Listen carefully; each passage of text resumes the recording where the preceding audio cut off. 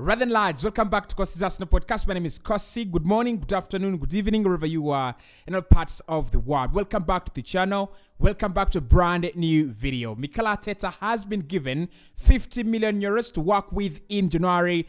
That is the budget. That is the amount of money we're going to be spending in January. We don't expect to spend more money than 50 million euros. So in the comment section, we're going to have this conversation.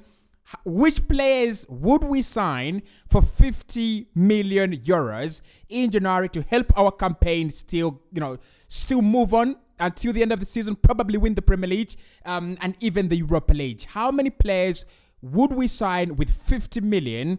And I think the big question is who, right? I think that's the big question. Who do we sign for 50 million euros? The priorities are still very clear. Mikel Arteta wants a winger.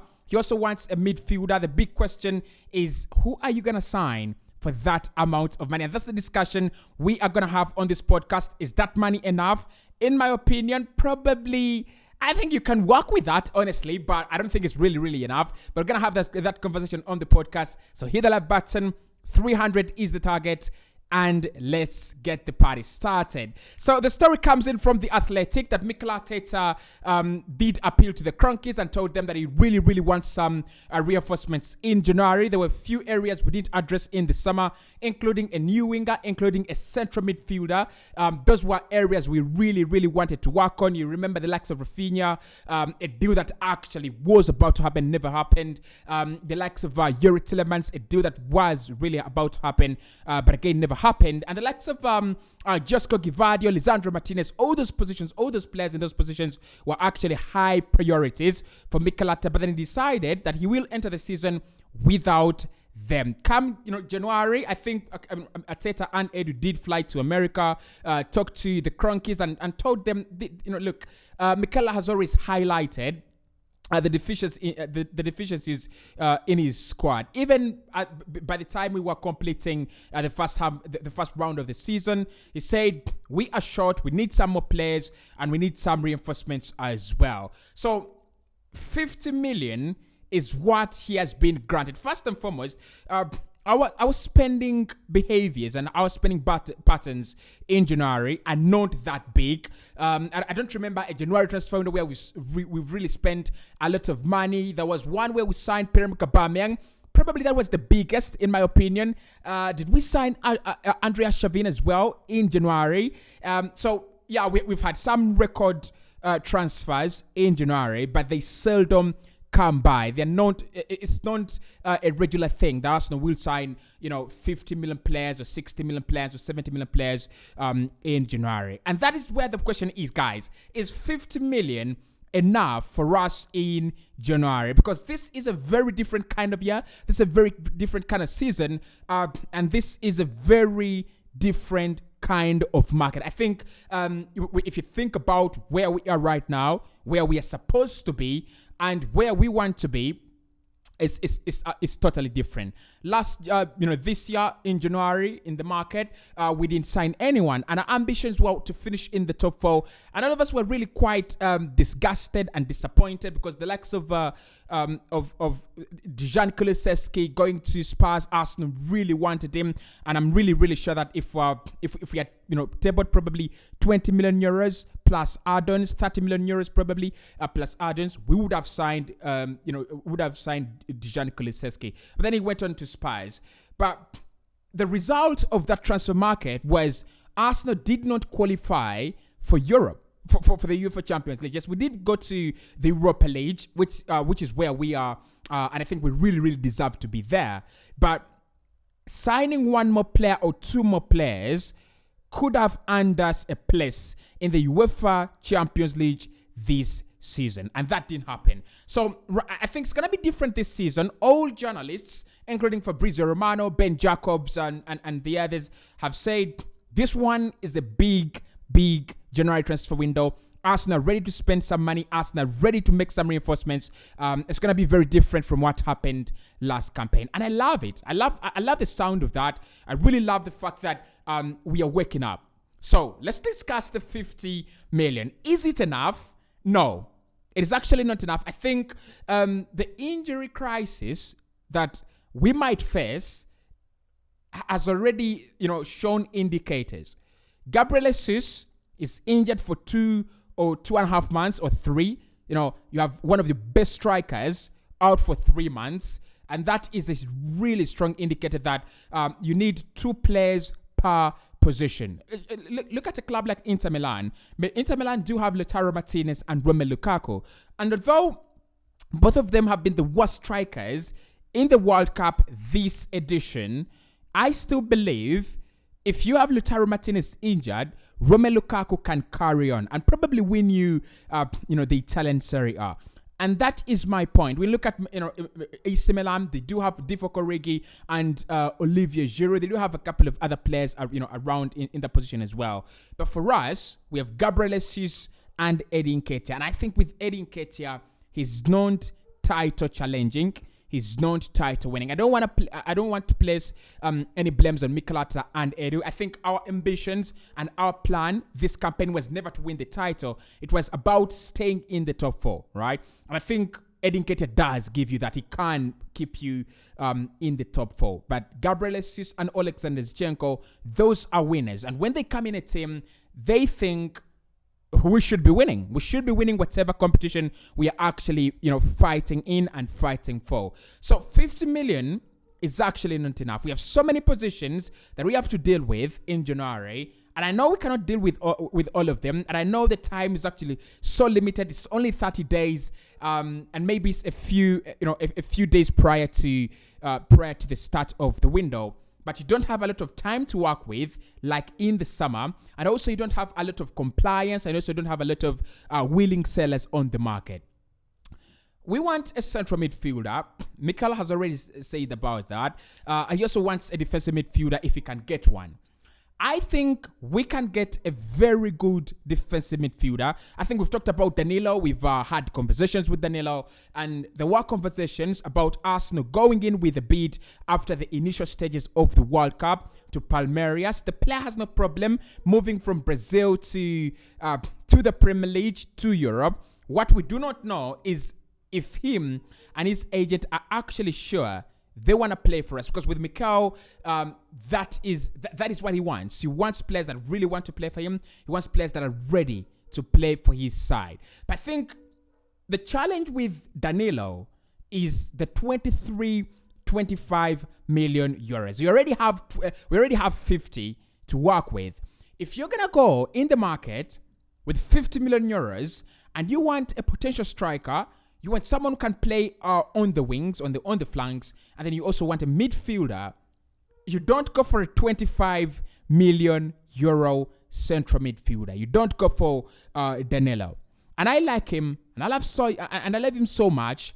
But I think this is where we go for Yuri Tillemans. To be honest, this is where Arsenal eventually go for Yuri Tillemans. Leicester wanted around 33 million euros in the summer. We failed to pay that. We said it's too high. It's too high. We're not giving you that unless you're, cutting the price. Leicester said no, we're not cutting the price. I think we go back in January for Yuri Tillemans and put on the table a clean 15 million euros to be paid up front. And I think that is the incentive. I think Leicester would want to keep him, and they'll be thinking the more we keep him, the higher our chances of survival, the higher our chances of staying in the league and staying up. They have actually done very well in the later part of the season as compared to how they started. But as Arsenal right now, there is nothing we can do. There are not so many players we can go for in midfield that are going to cost us less than 20 million euros. And for me, if you're working with 50 million euros, forget about Mikhailo Modric, forget about Danilo. It's never going to work.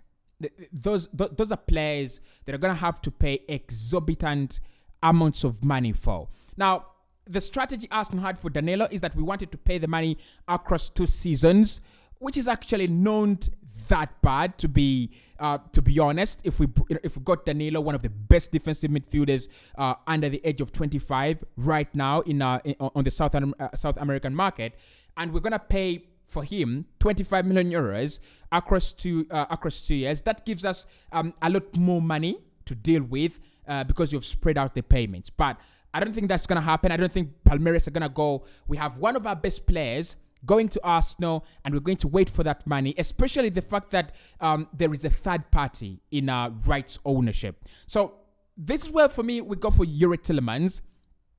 15 million euros. We tell Leicester City, we are giving you this money in cash. We're giving you 15 million euros up front. There are no installments. You either take it or leave it. I don't think they will actually turn down that opportunity. They do have some. I think they do have some time to replace Yuri Tillemans in January. I've really looked at some very, very good players. You can go for Tune Kubienes. I don't think Atalanta will sell, but I think Tune Kubienes is one player that I really love to see in the Premier League. Probably not at Arsenal at this point in time, but even if Arsenal signed him, I wouldn't really have a problem. I wouldn't really have a problem with Arsenal signing Tune Kubienes. But there are also other players that I've seen in this World Cup. I think we'll discuss some of the names. They can go for Yunus Musa, Leicester City. And if they get Yunus Musa, they will have done a very, very big signing. One that could actually earn them 100% profit in the future. So for me, how do we spend the 50 million euros? First and foremost, go get Yuri Tillemans for 15 million euros and, just get that done. Now, I don't think we should also sign many players on that forward line. I will agree and side with Mikel Arteta and Edu this time. We cannot find a striker and a winger in this market. We either chase one or we get none. And I think the idea between Mikel and Edu is, what we want to do is go out there and find someone who can give us that absolute quality, who can give us that quality that we don't have in the side, who can give us that quality that we believe is gonna take the team at a higher level.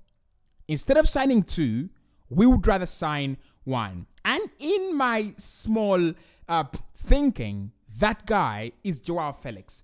Now, I've been watching the Football Terrace, and Ben Jacobs has been speaking about the offer Arsenal could be preparing for Joao Felix and how we are monitoring him and how PSG are actually frontrunners to sign him.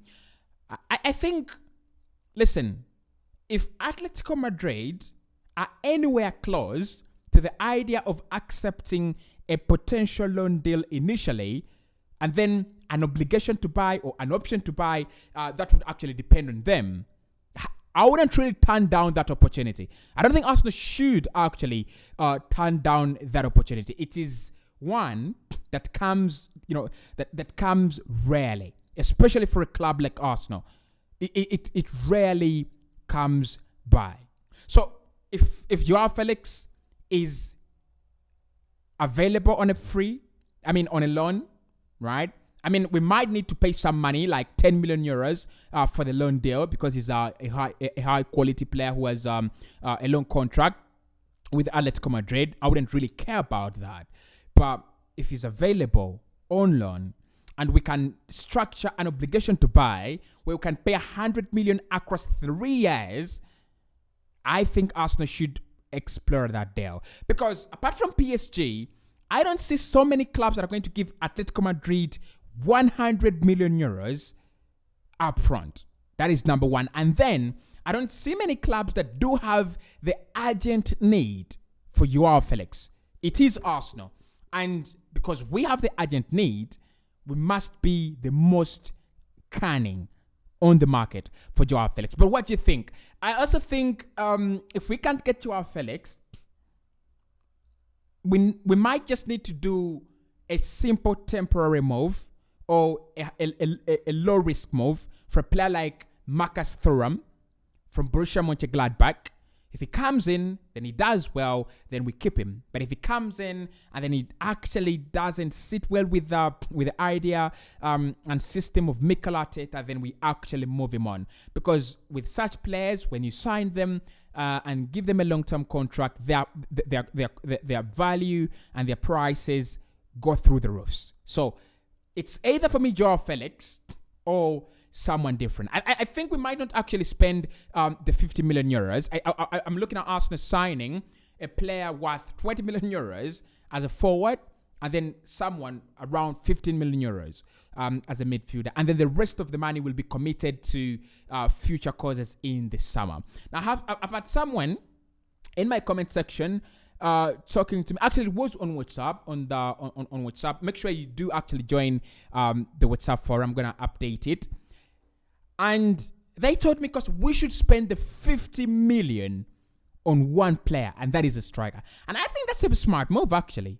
I really, really think it's a smart move. But who do you spend it on? Maybe Dusan Vlahovic. I don't know if Juve would be willing to let him go. But if they are, I would spend that 50 million euros on a forward, provided I can get a central midfielder or defensive midfielder on loan or on a free. And in January, you don't get those ones on a free. So probably a potential loan deal. I will try to do a compilation of potential loan deals we could do, probably in midfield.